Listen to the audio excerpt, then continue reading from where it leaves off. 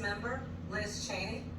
And if you want to really know the inside track on who the former president is, if you didn't make it clear already, just ask people who have worked with him.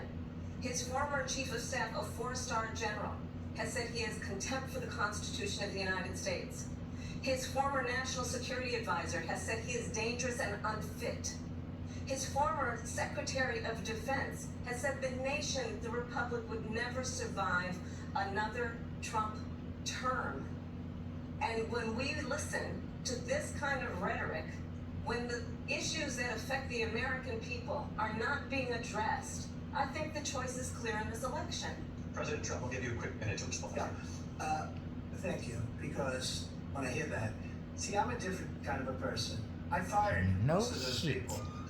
Not so graciously. They did bad things or a bad job.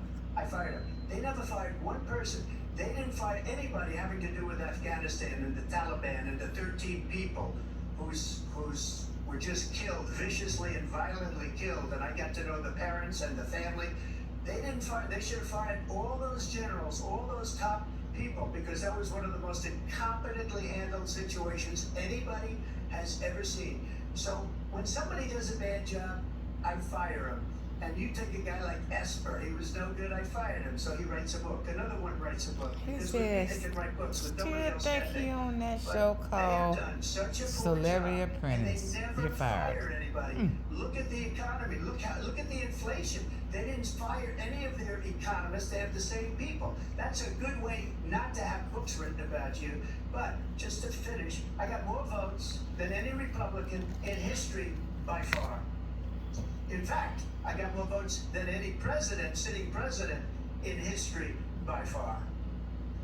Let me continue on immigration. It was what you wanted to talk about earlier, so let's get back to your deportation proposal that the vice president has reacted to as well. President Trump, you call this the largest domestic deportation operation in the history of our country. You say you would use the National Guard. You say if things get out of control, you have no problem using the U.S. military. You also said you would use local police. How would you deport 11 million undocumented immigrants? I know you believe that number is much higher.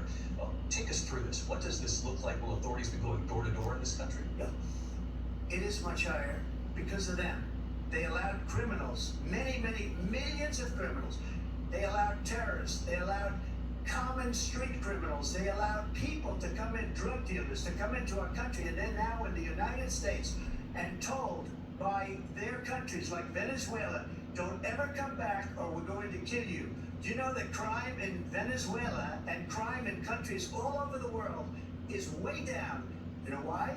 Because they've taken their criminals off the street and they've given them to her to put into our country. And this will be one of the greatest mistakes in history for them to allow. And I think they probably did it because they think they're getting their votes, but it's not worth it because they're destroying the fabric of our country by what they've done. There's never been anything done like this at all. They've destroyed the fabric of our country.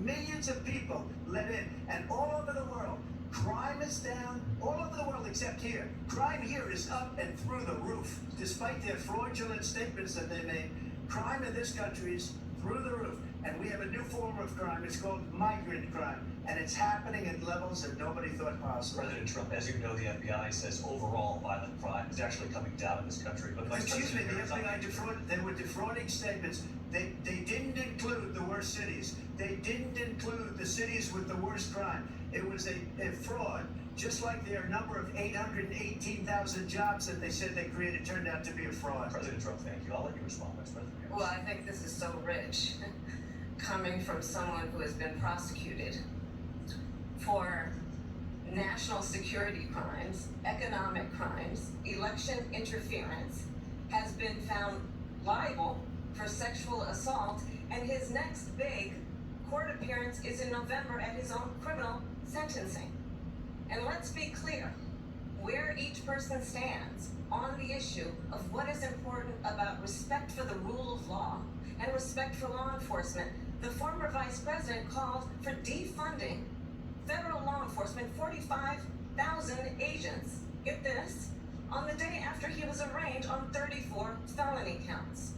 So let's talk about what is important in this race. It is important that we move forward, that we turn the page on this same old tired rhetoric and address the needs of the American people, address what we need to do about the housing shortage, which I have a plan for, address what we must do to support our small businesses, address bringing down the price of groceries. But frankly, the American people are exhausted with this same old tired playbook. Vice President Harris, thank you. Excuse me. Every one of those cases was started by them against their political opponent, and I'm winning most of them, and I will win the rest on appeal. And you saw that with the decision that came down just recently from the Supreme Court. I'm winning most of them. But those are cases, it's called weaponization. Never happened in this country. They weaponized the Justice Department. Every one of those cases was involved with the DOJ, from Atlanta and Fani Willis to the Attorney General of New York and the DA of New York. Every one of those cases. And then they say, oh, he's a criminal. They're the ones that made them go after me. By the way, Joe Biden was found essentially guilty on the documents case. And what happened in my documents case? They said, oh, that's the toughest of them all. A complete and total victory. 2 months ago, it was thrown out. It's weaponization, and they used it, and it's never happened in this country. They used it to try and win an election. They're fake cases. President Trump, thank you. A really quick response here, Vice President Harris, on this notion of weaponization of the Justice Department. Well, let's talk about extreme and understand the context in which this election in 2024 is taking place. The United States Supreme Court recently ruled that the former president would essentially be immune from any misconduct if he were to enter the White House again. Understand, this is someone who has openly said he would terminate, I'm quoting, terminate the Constitution of the United States, that he would weaponize the Department of Justice against his political enemies. Someone who has openly expressed disdain for members of our military. Understand what it would mean if Donald Trump were back in the White House with no guardrails, because certainly we know now the court won't stop him. We know J.D. Vance is not going to stop him. It's up to the American people Vice to President stop Harris, him. thank you. Lindsay? Vice President Harris, in your last run for president. This is the one that weaponized, not me. She weaponized. I probably took a bullet to the head because of the things that they say about me. They talk about democracy. I'm a threat to democracy. They're the threat to democracy. It was a fake Russia investigation that went nowhere. We have a lot to get to. Lindsay? Vice President Harris, in your last run for president, you said you wanted to ban fracking. Now you don't. You wanted mandatory government buyback programs for assault weapons. Now your campaign says you don't. You supported decriminalizing border crossings. Now you're taking a harder line. I know you say that your values have not changed. So then why have so many of your policy positions changed? So my values have not changed, and I'm going to discuss every one of it, at least every point that you've made. But in particular, let's talk about fracking, because we're here in Pennsylvania. I made that very clear in 2020. I will not ban fracking. I have not banned fracking as Vice President of the United States, and in fact, I was the tie-breaking vote on the Inflation Reduction Act, which opened new leases for fracking. My position is that we have got to invest in diverse sources of energy so we reduce our reliance on foreign oil. We have had the largest increase in domestic oil production in history because of an approach that recognizes that we cannot over-rely on foreign oil. As it relates to my values, let me tell you, I grew up a middle-class kid raised by a hard-working mother who worked and saved and was able to buy our first home when I was a teenager. The values I bring to the importance of home ownership, knowing not everybody got handed $400 million on a silver platter and then filed bankruptcy 6 times, is a value that I bring to my work, to say we are going to work with the private sector and home builders to increase 3 million homes, increase by 3 million homes by the end of my first term. My work that is related to having a friend when I was in high school who was sexually assaulted by her stepfather. And my focus then on protecting women and children from violent crime is based on a value that is deeply grounded in the importance of standing up for those who are most vulnerable. My work that is about protecting Social Security and Medicare is based on long-standing work that I have done, protecting seniors from scams. My values have not changed. And what is important is that there is a president who actually brings values and a perspective that is about lifting people up and not beating people down and name calling. The true measure of the leader is the leader who actually understands the strength is not in beating people down, it's in lifting people up. I intend to be that president. President Trump, your Well, first of response. all, I wasn't given $400 million. I wish I was. My father was a Brooklyn builder, Brooklyn, Queens, and a great father, and I learned a lot from him. But I was given a fraction of that, a tiny fraction, and I built it into many, many billions of dollars, many, many billions. And when people see it, they are even surprised. So we don't have to talk about that. Fracking, she's been against it for 12 years. Defund the police, she's been against that forever. She gave all that stuff up very wrongly, very horribly, and everybody's laughing at it, okay? They're all laughing at it. She gave up at least 12 and probably 14 or 15 different policies. Like, she was big on defund the police. In Minnesota, she went out, wait a minute, I'm talking now. If you don't mind, please. Does that sound familiar? She went out in Minnesota and wanted to let criminals that killed people, that burned down Minneapolis, she went out and raised money to get them out of jail. She did things that nobody would ever think of. Now she wants to do transgender operations on illegal aliens that are in prison. This is a radical left liberal that would do this. She wants to confiscate your guns, and she will never allow fracking in Pennsylvania. If she won the election, fracking in Pennsylvania will end on day one. Just to finish one thing, it's so important in my opinion. So I got the oil business going like nobody has ever done before. When they took over, they got rid of it, started getting rid of it, and the prices were going up the roof. They immediately let these guys go to where they were. I would have been 5 times, 4 times, 5 times higher, because you're talking about 3.5 years ago. They got it up to where I was because they had no choice, because the prices of energy were quadrupling and doubling. You saw what happened to gasoline. So they said, let's go back to Trump. But if she won the election, the day after that election, they'll go back to destroying our country, and oil will be dead, fossil fuel will be dead, we'll go back to windmills, and we'll go back to solar, where they need a whole desert to get some energy to come out. You ever see a solar plant? By the way, I'm a big fan of solar, but they take 400, 500 acres of desert soil. These are not good things for the environment that she understands. Thank you. Lindsay, thank you. We have an election in just 56 days. And I want to talk about the peaceful transfer of power, which, of course, we all know is a cornerstone of our democracy, and the role of a president in a moment of crisis. Mr. President, on January 6th, you told your supporters to march to the Capitol. You said you would be right there with them. The country and the world saw what played out at the Capitol that day, the officers coming under attack. Aides in the West Wing say you watched it unfold on television off the Oval Office. You did send out tweets, but it was more than 2 hours before you sent out that video message telling your supporters to go home. Is there anything you regret about what you did on that day? You just said a thing that isn't covered. Peacefully and patriotically, I said during my speech, not later on. Peacefully and patriotically. And nobody on the other side was killed. Ashley Babbitt was shot by an out-of-control police officer that should have never, ever shot her. It's a disgrace. But we didn't do this group of people that have been treated so badly.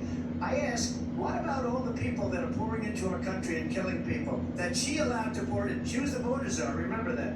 She was the border czar. She doesn't want to be called the border czar because she's embarrassed by the border. In fact, she said at the beginning, oh, I'm surprised you're not talking about the border yet. That's because she knows what a bad job they've done. What about those people? When are they going to be prosecuted? When are these people from countries all over the world, not just South America? They're coming in from all over the world, David, all over the world, and crime rates are down all over the world because of it. But let me just ask when are those people going to be prosecuted? When are the people that burned down Minneapolis going to be prosecuted? Or in Seattle, they went into Seattle, they took over a big percentage of the city of Seattle. When are those people going to be prosecuted?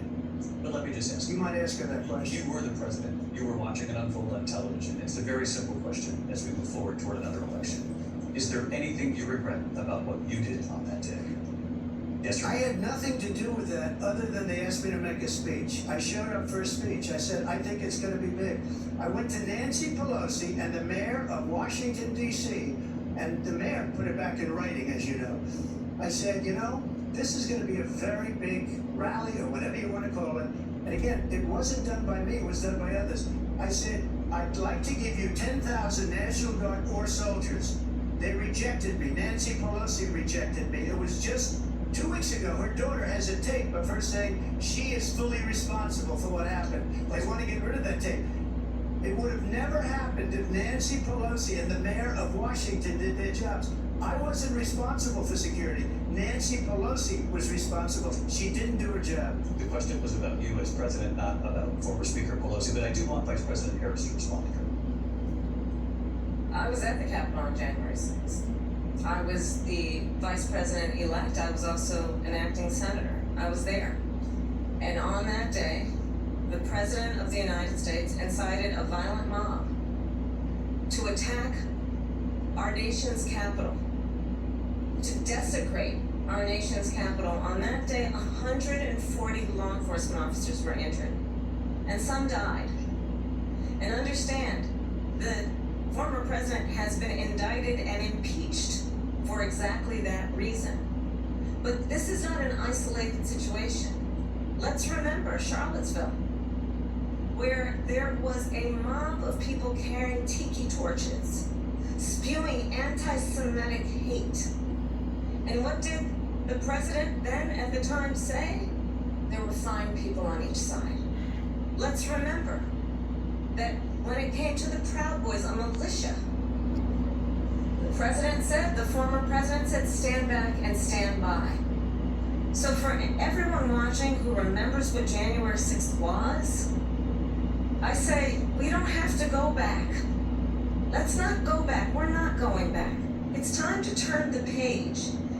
And if that was a bridge too far for you, well, there is a place in our campaign for you to stand for country, to stand for our democracy, to stand for rule of law, and to end the chaos, and to end the approach that is about attacking the foundations of our democracy because you don't like the outcome. And be clear on that point. Donald Trump, the candidate, has said in this election there will be a bloodbath if this and the outcome of this election is not to his liking. Let's turn the page on this. Let's not go back. Let's chart a course for the future and not go backwards to the past. Let me just follow up here. It was a different term, and it was a term that related to energy because they have destroyed our energy business. That was where bloodbath was. Also, on Charlottesville, that story has been, as you would say, debunked.